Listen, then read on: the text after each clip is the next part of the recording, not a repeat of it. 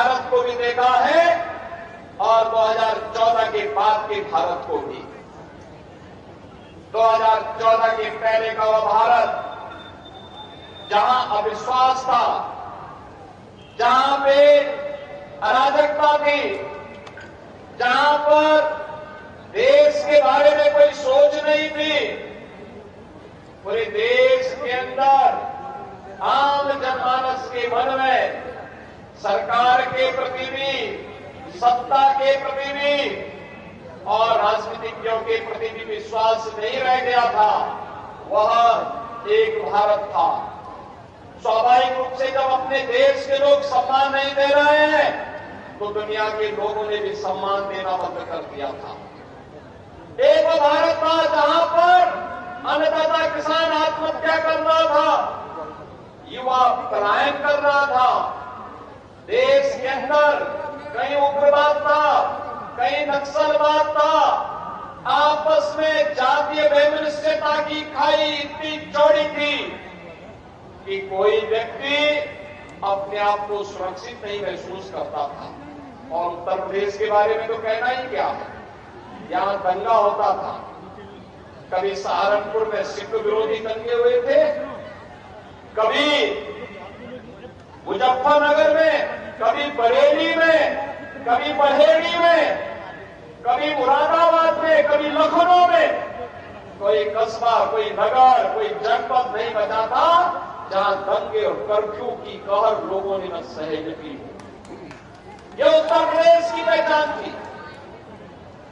बेटियां सुरक्षित नहीं थी, व्यापारी सुरक्षित नहीं था, उद्यमी पलायन कर रहा था। ये 2014 के पहले के भारत और पहले के उत्तर प्रदेश की स्थिति थी।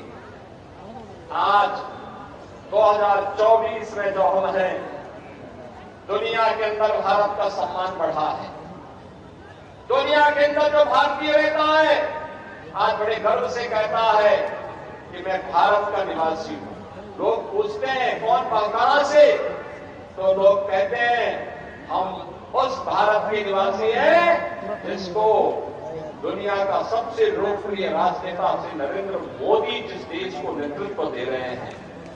हर भारतवासी गौरव के साथ आज प्रधानमंत्री मोदी जी के नेतृत्व में दुनिया में सम्मान प्राप्त कर रहा है। तो सीमाएं हमारी सुरक्षित है, पूरी तरह सुरक्षित है। कश्मीर में आतंकवाद समाप्त, पूर्वोत्तर के राज्यों का उग्रवाद समाप्त, नक्सलवाद समाप्त। अब देश के अंदर सुरक्षा का एक बेहतर वातावरण है। अब अन्नदाता आत्महत्या नहीं करता है, अन्नदाता अब उत्कर्ष की चरमता की ओर पहुंचने के लिए तैयार है। नौजवान पलायन नहीं करता है। आज का नौजवान स्वयं का स्टार्टअप स्थापित करता है। आज कोई बेटी अपने आप को असुरक्षित महसूस नहीं करती है, बल्कि